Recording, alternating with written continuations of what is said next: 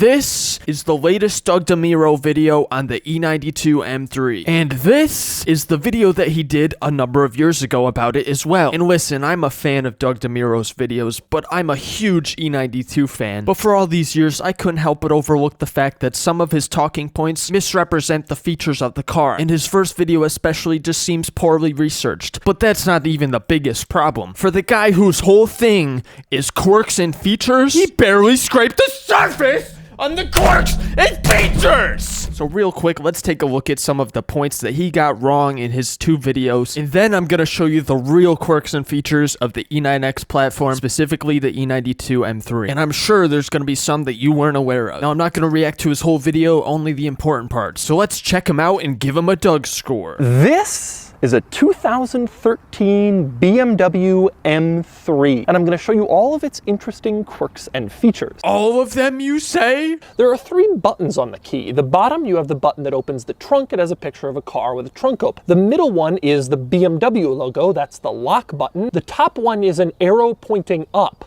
That's the unlock button. I'm not sure why BMW ever thought an upwards pointing arrow was a good image to depict unlocking a car. So yes, that is true, and it is pretty weird, but you gotta keep in mind that this key was introduced in the mid-2000s. And back then, a majority of car keys were mechanical. And since it's designed to insert the entire fob into the ignition and simply push a button to start the engine, I think the whole concept they assumed was gonna be very foreign to most of their customers, so they wanted to slap a big fat arrow on it to make it pretty obvious on which direction the key was going to go into the slot. But to be fair, they could have put an unlock symbol on it as well. And then there's an automatic electronic seatbelt delivery mechanism that will bring the seatbelt forward so it's closer to you. So here he talks about the super quirky seatbelt delivery system, but surprisingly he doesn't criticize it. So let's see the next quirk and feature. In the center console, there is a power button. You push it for power. If you don't push it, there is no power. So you have to weigh that every time you get into your M3. Next up, another... What? And he just leaves it like that. He doesn't elaborate what it even is. On the E92 M3, the power button is the throttle response. So if you have the power button off, the throttle response is a bit softer, a bit rounder, less linear of a curve. But when you have the power button on, the throttle is very responsive. You can feel every little input. It feels very linear and direct. So the reason you might want a softer throttle response sometimes is maybe you're driving in rough conditions, like rain or snow even. It's also one of the settings that is configurable to your M button, which I don't think he even mentions that quirk and feature in either of his videos, but I was just surprised he didn't even talk about what the power button actually does. The E92 M3, like other BMWs from this era, has these confounding turn signals where you put on the left turn signal to signal left and then it goes on, but the signal lever pops back to the center. So then you go to turn off the left signal, you push it back down and it stays on. So then you go to switch on the right turn signal to turn off the left one, and then the right turn signal goes on, and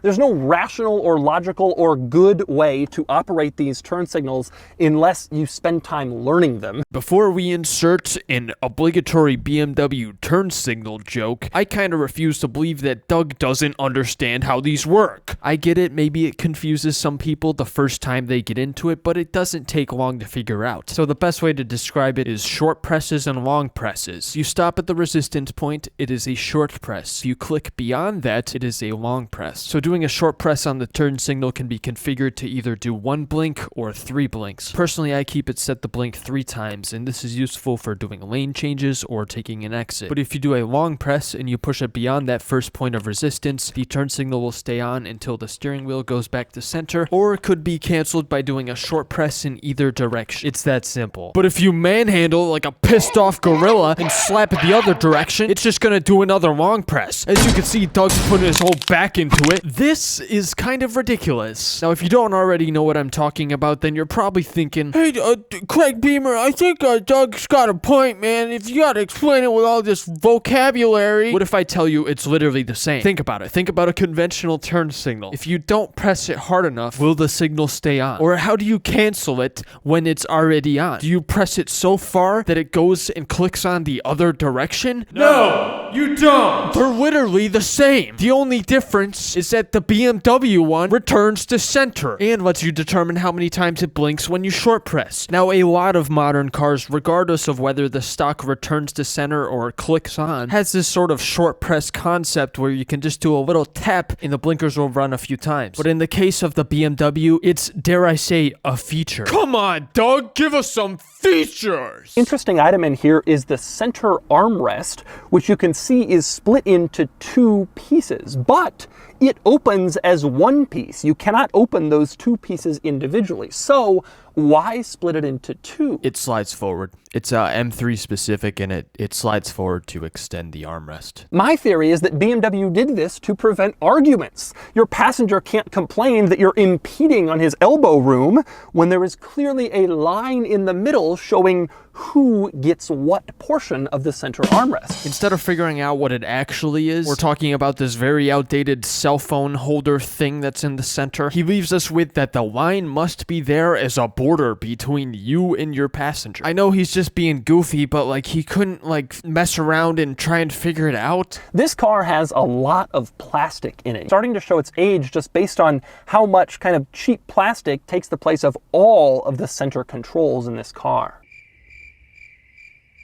This car has a feature in the center control stack that is absolutely confounding to me, and that would be this dial between the center climate vents. You adjust that dial and it will determine what temperature of air comes out those center vents. 14 buttons, 2 dials, and a screen devoted to your entire climate control system. But that center blue and red dial will override all of those buttons. What is the point of all of these climate controls if you can simply override them with a manual dial? All right, listen. It's over-engineered, it's a little funny. I'll try and help you understand the concept. So it basically adds a whole nother zone. Say you want warm air on the windshield to defog, but you also want air blowing on you too, but you don't want it to be as hot, like on a foggy summer morning or something. And that's kind of an extreme example. What it really is for, when you have the climate control in the auto mode, it's gonna try and hit that set point just like the thermostat in your house, using all the vents and various fan speeds. But maybe you don't want the air that's blowing directly on you to be too extreme. So you can more or less just fine tune the air that's blowing directly on you. And next up we move on to the infotainment system in this car. I actually went through this entire infotainment system and there's nothing really particularly interesting or noteworthy about it. The only thing I found that was slightly quirky is that if you go into the sound settings, there's something called gong, and if you click on it, this happens. That's the warning chime you hear when you open the door in this car, and it allows you to set that chime at whatever volume you want. I just love that BMW calls it gong. So despite there being so many things that he could have chosen to talk about with the iDrive, he boils it down to one comment about the entire infotainment system, that you can control the volume of the chime. Which, keep in mind, you can do it without the iDrive too! He dodged talking about even some of the lowest hanging fruit. So I'll jump in here and I'll lend you a quirk real quick. The CD player is not just a CD player, it's also a DVD player. You could have watched movies on your iDrive in 2007. That's freaking cool. So ironically, the next quirk and feature that he shows is the original dealership window sticker, which shows some of the quirks and features that he could have talked about, but didn't. For example, he hops in the back seat, he folds down the center thing, which, yeah, it is pretty goofy, but he doesn't talk about what is directly above it, which is the ski bag pass-through option, which was shown on his window sticker, which is one of the weirdest options that they offered, but he didn't say anything about it, and he left it as, if you want a back seat, you buy the sedan. The trunk of this car, and when you open it up, you can see that it is not even remotely slightly interesting.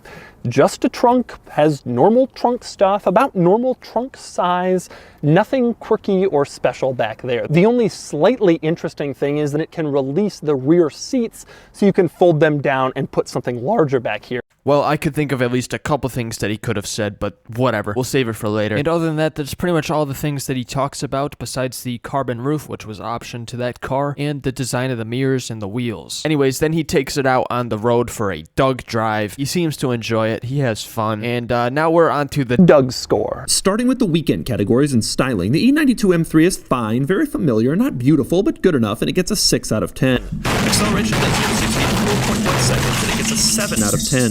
Handling is reasonably sharp, good for a 4-seater coupe from this era, and it gets a 6 out of 10. Fun factor is excellent given the sound and the performance, and it gets a 7 out of 10. Cool factor is lower, as these are ubiquitous and not really head-turning, and it gets a 5 out of 10. The only 3 Series to ever get a V8, and it's 5 out of 10. Next up are the daily categories and features. This car was reasonably well equipped for its time, but average now, and it gets a 5 out of 10. 5 out of 10 is pretty funny considering how many features he skipped, but I guess when you think about it in the grand scheme of things, 5 out of 10 and only showing just a small sliver of the features, that's not bad. Added up, and the Doug score is 57 out of 100. So that's the first video. It came out about 6 or 7 years ago, and overall it just seems poorly researched because he just skipped so many potential talking points, and it really just seems like he doesn't really like the car too much, which that's totally fine, but I feel like he kind of overlooked a lot of things that he would normally talk about in his videos. So anyways, he just did another video about the E92 M3, and let's see what quirks and features he says this time. Show you all of its quirks and features. Starting with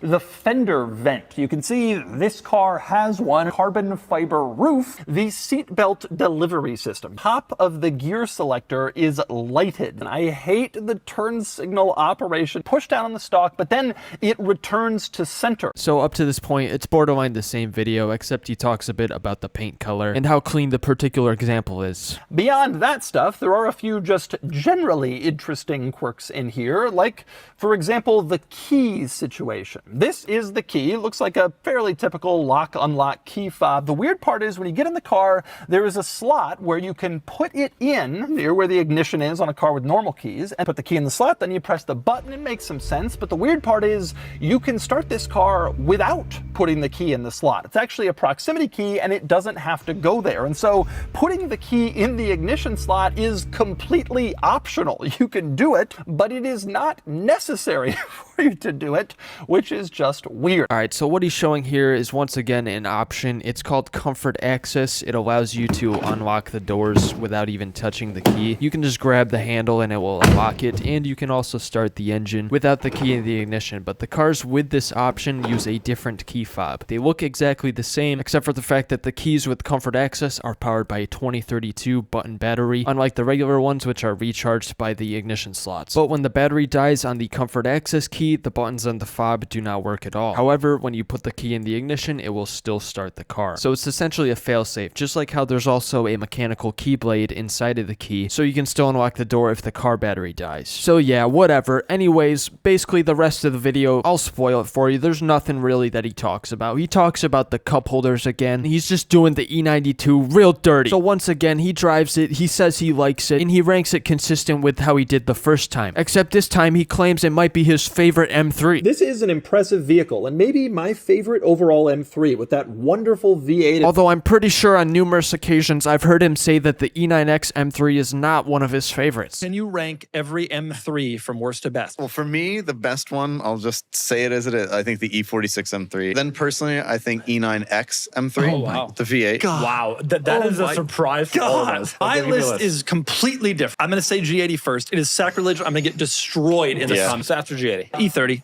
then E46, then E92, E36, and F80. Which is fine and all, but how does he really feel about the car? Who knows? This is bullshit. Isn't it bullshit, the table? He skips so many features that I'm gonna have to do it myself. This is my 2009 BMW M3. The E92 Coupe with a 6-speed manual. And today, I'm gonna go over all its quirks and features that Doug missed. But before we get into that, I have to tell you that this car is not for sale on Cars and Bits, because I love this car and I'm not getting rid of it. Alright, everything about the history and engine specification that Doug gave on the E92 M3 was completely correct, but he did overlook some quirks and features that begin underneath the hood. To start, there are 3 functional air inlets for the engine. Like many other BMWs, the air is ram-fed in through the kidney grills, goes up, and then is ducted over to the airbox. But the M3, with this massive S65 V8 engine needs more air. So, as you can see, there is a functional air vent coming through the hood of the vehicle, fed directly into the airbox. There are two of them, but only one is functional. This one is just a cover, whereas this one you can see is completely functional. But then, you might not know is there's also a functional ram scoop coming in through the bumper, also fed directly to the airbox. The next quirky thing about the S65 is that it features not one, but two water pumps. As a lot of non-M BMW owners of this generation are aware, they switched to an electric water pump. You can bleed the coolant of air without the engine running, and the pump can run without the engine running to cool it down further if needed. Which came with its set of downsides, like being unreliable because it was electronic, and it was made out of plastic. But with the S65, they decided to use a traditional mechanical water pump for the primary. So there's a belt-driven one down there, and then there's an auxiliary electronic water pump that is featured by the driver's side strut tower. The primary one, being mechanical, is more reliable than just relying on an electronic one. But you still have the pros of having an electronic one. You can bleed the system without the engine running, and it can choose to continue running after you shut off the car after a hot-spirited drive. The next quirk about the S65 V8 is the intake plenum, which features two plastic non-functional bolts. The only thing that secures the intake plenum are the individual throttle body hose clamps down below. As you can see, this vehicle only has one. That's pretty common because a lot of owners had mistakenly tried to remove it, assuming that it was a functional part, and which caused it just to break off.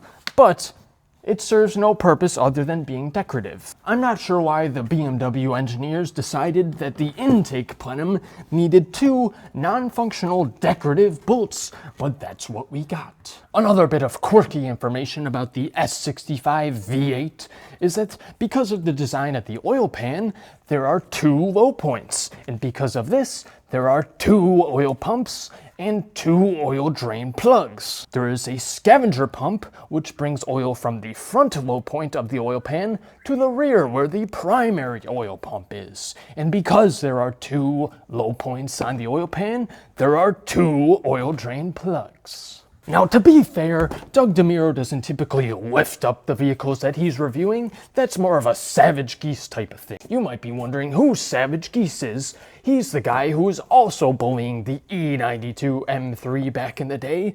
He is probably the biggest hater of the car. Looking around the front of the car, there are some other interesting quirks of the E92 M3. The first thing being that they all had the same front end styling. Despite selling in three different variants, the sedan, the coupe, and the convertible, which feature different front end stylings on the non-M versions, the M3 had gotten the same front end styling across the three variants, which use the same pre-LCI E92 headlights as the non-M, which they used for the entire lifespan of the E92 M3, unlike their non-M counterparts, which changed their front-end styling midway through. Also, for the US spec cars, on the front bumper, there are two teardrop-shaped reflectors. This was for compliance purposes, and they came with two orange reflectors on both corners of the bumper. It's pretty common among enthusiasts to swap it with either a Euro spec bumper or a paint-matched panel. Personally, I think it looks pretty bad when people put on the paint-matched piece, so I swapped mine with white reflectors, which jump out way less. Looking around the exterior of the M3, there are four little doors on top of the roof, and you might be wondering, what are those for? If you open them,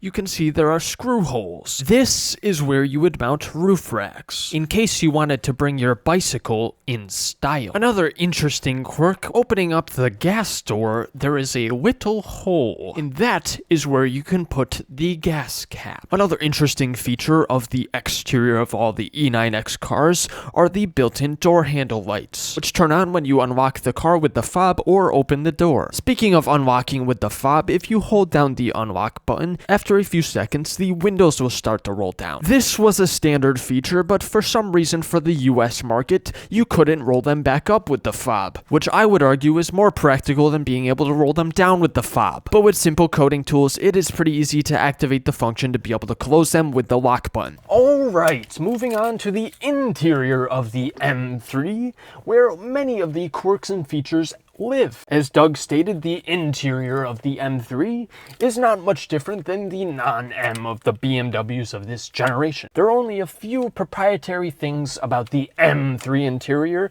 that make it different. There is not much M brandishing. The only one that he didn't mention was that the OEM carpets feature the M3 logo as well as the door sills. Now there is a lot to go over, so buckle your seatbelts with the Seatbelt delivery system. Starting off with the gauge cluster, there's a couple things that are noteworthy. So when you power on the ignition or start up the car, you'll notice that the red line will go down. This is because the car actually has a dynamic red line, which will increase as the oil gets up to temp, which was a great idea considering what we know about the rod bearings today, but it still wasn't restricted as it could have been. Also, looking at the gauge cluster, you'll notice that it is backlit by white lights, unlike a lot of BMWs prior and the non-M cars of this generation, which are backlit by a soft orange color. Also built into the gauge cluster is what BMW calls check control, which wasn't anything new or exclusive at that time, but to those who are not familiar, the check control system checks all the other things that are not OBD related. For example, if you have a headlight bulb out, or if your coolant is low, or if you're dealing with those pesky brake wear sensors like I am, the check control system very quickly turns your dash into a Christmas tree. But on the bright side, it can tell you exactly what's going on with your car down to the precise bulb that is blown out by spitting out a code. And the check control system is also integrated into the iDrive. Also integrated into the dash was the service menu, which most of the time is just a timer counting down to a specific date or a certain mileage and doesn't really use many sensor readouts. But having a light show up on the dash was a great way to scare the customer back to BMW Service Center for a repair. Not that it's necessarily a bad thing to do regular maintenance, but the funny thing is the oil timer is default at 15,000 miles, which is insane. Moving down to the steering wheel, there's a couple things to mention here. First off being the infamous M button, which when you click it, it will recall all your preset driving settings, like your electronic damper control, if you have that, your traction control, and your throttle response, all with a click of a button. Another thing that's exclusive to this M mode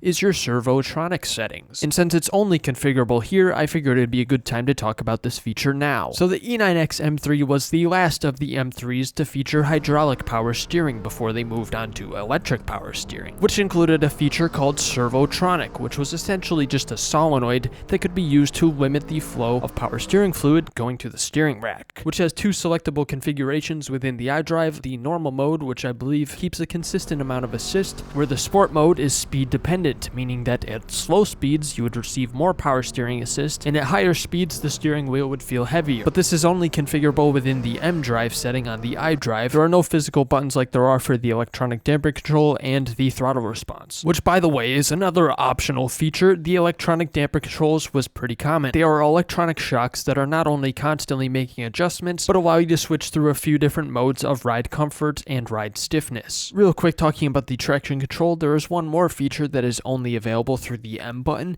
and that is the MDM traction control mode, which is kind of a middle ground between being on and being fully off, which allows you to slip the tires a little bit but not too much. MDM stands for M dynamic mode, which is very similar to a feature that is also present on non-M cars, but is referred to as dynamic traction control or DTC. Going back to the steering wheel, on the other side there is a voice command button. Pressing this allows you to do voice commands to control things on the iDrive, such as switching your media input or typing in a destination. Now this was pretty early technology at the time, and I'll admit it's not perfect. You can't talk to it necessarily the way that you talk to modern virtual assistants, but it actually works surprisingly well as long as you know the commands and speak clearly. Radio. Radio. AM. AM.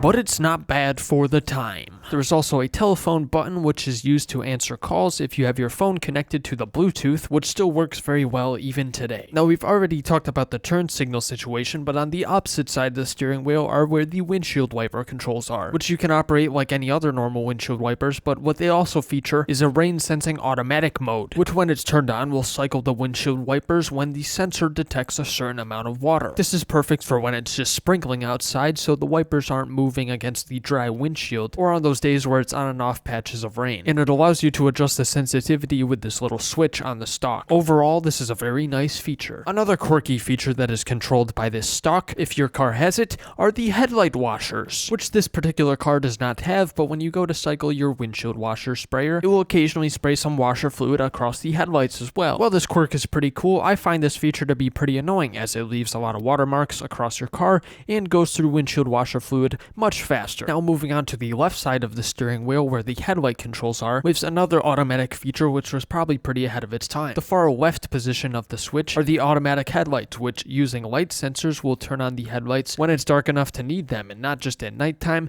but when you pull through a tunnel or a parking garage or something like that. But most importantly, will turn off the lights when you shut the car off. So you can leave the switch in this position at all times and essentially forget it, because you will never need to turn on your lights at nighttime or remember to turn them off when you leave your car, which is more normal these days, but such a simple feature goes a long way. Another interesting thing about the headlights are if you have the xenon headlights, the beams will move with your steering wheel inputs, and when you make a sharp turn, it activates these cornering lights. Another quirk that is hidden to the US spec cars are the rear fog lights, which if your car does not have it, it can be added by either modifying the switch or by replacing it with a Euro spec switch. But when these rear facing quote-unquote fog lights are on, it essentially just makes your running lights a bit brighter. Now continuing left onto the door panel are where the mirror controls are, which are electronically adjusted, but an interesting quirk about it is if you keep the adjustment switch on the left hand position, when you put the car into reverse, the right hand mirror will face down so you can see the curb when you're parallel parking. The beeping sound that you're hearing are the reverse park distance sensors, which was an option, and they also optioned it for the front, but they beep to indicate how close you're getting to something when you're in reverse, and also there's a visual diagram on the iDrive. Going back to the topic of mirrors, my car came with the power folding mirror option, which is exactly what you expect. Another interesting feature is that the E9X platform came standard with heated mirrors. But what didn't come standard, but it's a very nice feature, are the auto dimming mirrors, which are exactly what they sound like. Basically any idiot behind you with obnoxiously bright lights, or any SUV these days for that matter, won't affect you nearly as much with the auto dimming mirrors, as it will greatly reduce the intensity of the light. And to be honest, having this feature, it's pretty tough to go back to a car that doesn't have it. Now as you can see, it doesn't just work for the side view mirrors, it also works for the center rear view mirror. And while we're on the subject of the rear view mirror,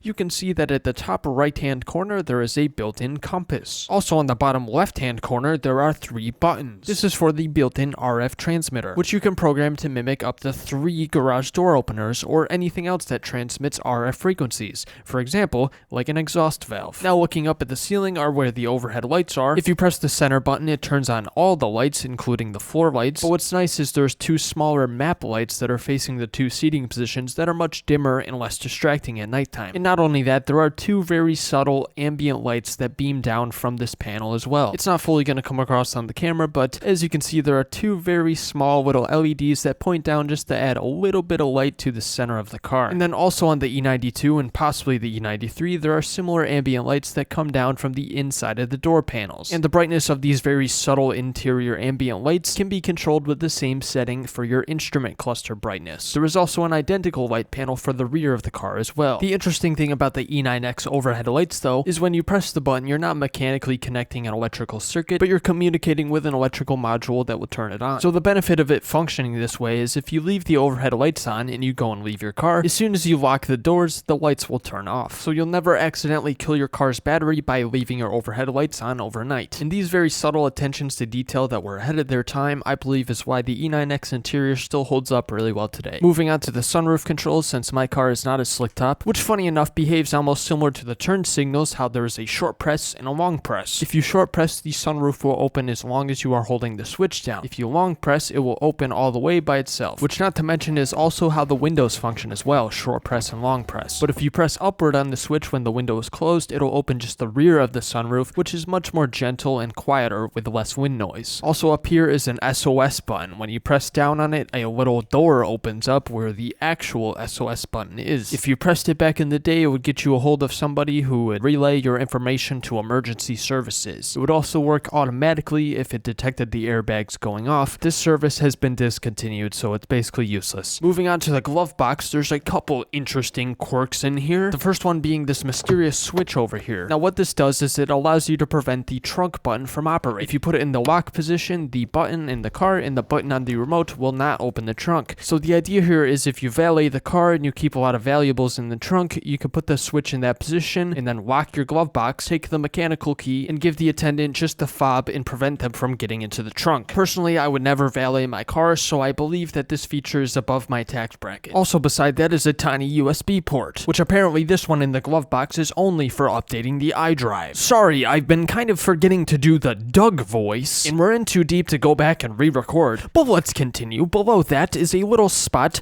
to hold a mini LED flashlight that came with the car. On earlier models of the E9X generation, there was a rechargeable flashlight that would plug in approximately where the USB is. It was a pretty neat feature, but they got rid of it after 2006 or 7. But I have a couple in my collection, because I am a BMW nerd. Also on some models, there was a little slot to hold the spare emergency key, which was a plastic mechanical key and fob that would slot into each other and didn't have any electronic buttons on it. And I believe these came with every car, but I'm not sure. This key functions the same and even starts the car. Opening up this little secret panel here is where the fuse box is, but folded up and hidden into this little panel is a tiny little fuse diagram. And that is all for the glove box. Now skipping around to the seats, these are proprietary to the M3 model and feature a bit more bolstering than the non-M and higher quality leather. While they are very comfortable, a lot of people complain that they sit way too high, and I agree, they do. But the seats feature a lot of different types of adjustments, such as the leg support that Doug mentioned,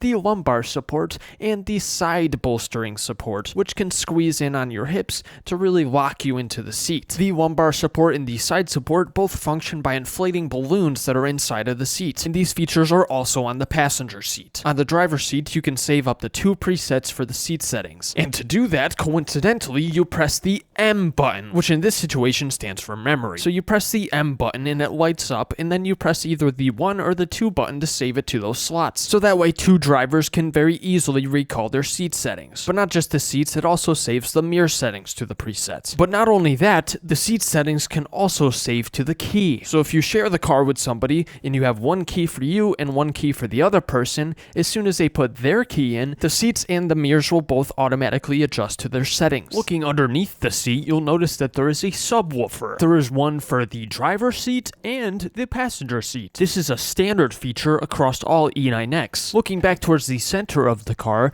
this is where the central locking is. It is literally in the center. The interesting thing about this is if you try and lock the door when the driver door is open, it won't let you. And this is to try and prevent you from locking the keys in the car. Now to briefly talk about the climate control features and some of the interesting quirks there, we'll start with the basic fact that it is a dual zone climate control, one for the driver and one for the passenger, which was pretty state of the art at the time, but it now is pretty common. Some of the interesting things, however, is that if you run it in the auto mode, it behaves like the thermostat in your house. It will try and regulate around the set points. Like a lot of other climate controls, there is a recirculate button, but BMW took it a little bit further. There is a smart recirculate button. When you leave it in this setting, the car is supposed to automatically detect when there's toxins in the air and automatically begin to recirculate and close off the outside air, which is perfect for the non-M engines with leaking valve covers. The next interesting quirk depends on the model year, and that is the button labeled rest. When you press this button, the car takes a nap. When you press this button after turning off the car when your engine was up to temperature, it will continue to run the fans for up to 30 minutes and remove some residual heat from the heater core. For example, on a very cold winter day, you go into a grocery store just for a little bit. You run the rest button and it helps keep the car just a little bit warmer for when you get back. It's a neat feature, but for some reason midway through the life cycle of this generation, they removed this feature and replaced it with the all button. Now the next feature is the opposite of the rest button, but it is only available to cars with the iDrive, and that is the ventilation timer. If you go into the settings and then you go down to climate, you can set up to 2 timers. Now what this will do is when it reaches the time and your car is parked, it will turn on the fans for up to 30 minutes to cycle out some of the heat from inside the car. For example, let's say it's the middle of the summer and your car is parked outside on a very hot day. You know you'll be getting out of the office at 5 p.m. sharp, so you set the ventilation timer for 4:30. Once it reaches that time, it will turn on the fans to try and cycle out some of the hot air. Obviously, it cannot run the AC compressor with the engine off, but it should cool down the cabin just a little bit before you get there.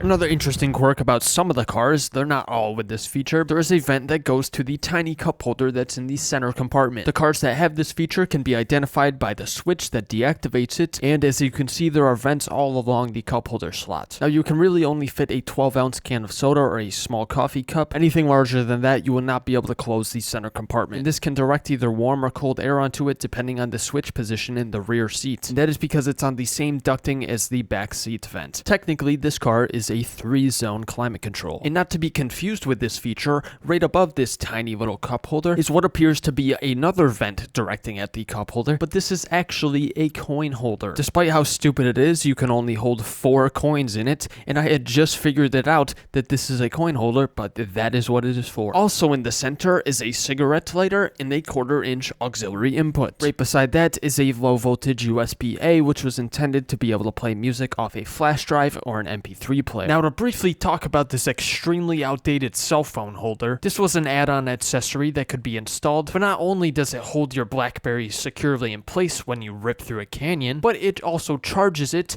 and attaches it to the car's antenna, but obviously is irrelevant today. Continuing on with more information about the iDrive, there's a pretty decent navigation system which still holds up pretty well today. It's surprisingly not too hard to type using the wheel because it does predictive typing. These cars also came with the ability to have satellite radio and came stock with a pretty decent sound system, but also had an upgradable option for Harman Kardon speakers with Logic 7. Also in the iDrive is a menu labeled BMW Assist. This was various options to get a hold of BMW, to schedule services and all sorts of things like that, but the service is discontinued. And that is most of the common front seat quirks and features. There were a few other interesting options that were way less common. To give you a few examples, the E9X came standard with cruise control, but way less common and way ahead of its time was adaptive cruise control, which used a radar system on the front of the bumper to keep a consistent set distance between the cars you're cruising behind. This option was very rare, but you can still see on the dash where the lights would be for this feature. Another feature that was pretty interesting and uncommon was the rear sunshade. And this one I had to mention because it was in one of the cars that Doug was reviewing,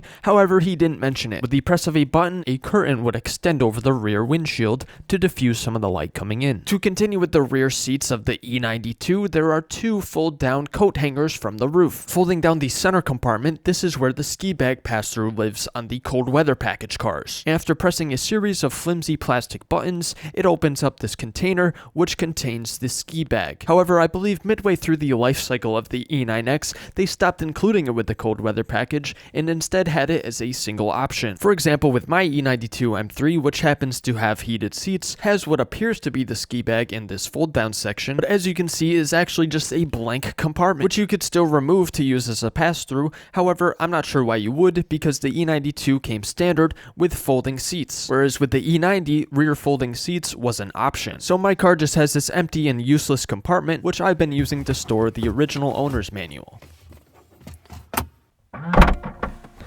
If you never want to miss another one of my car repair videos.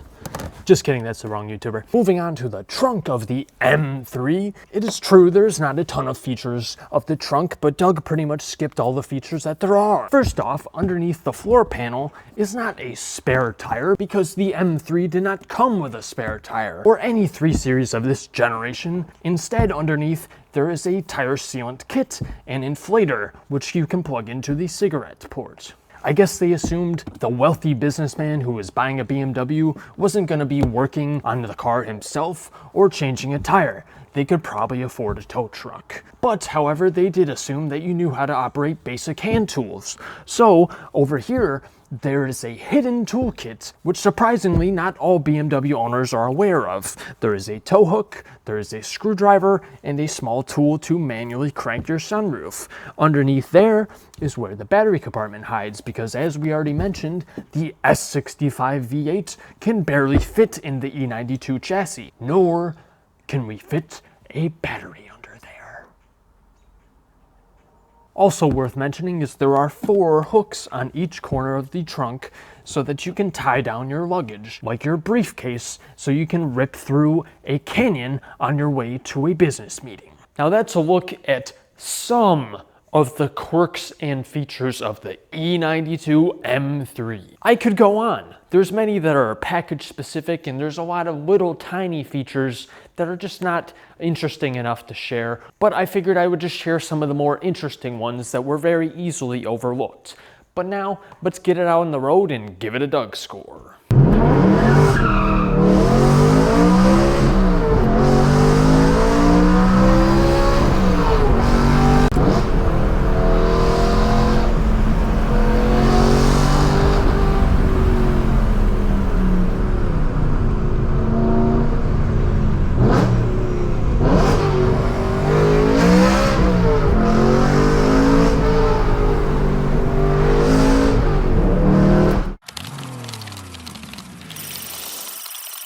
The E92 M3 gets a 637 out of 10 on all categories, which basically means it's the best car to ever exist. This is how it stands against rival cars, the only one being the BMW 328i of the equivalent generation with the N52 motor. Overall, the E92 M3 is an amazing car, and Doug missed all the features.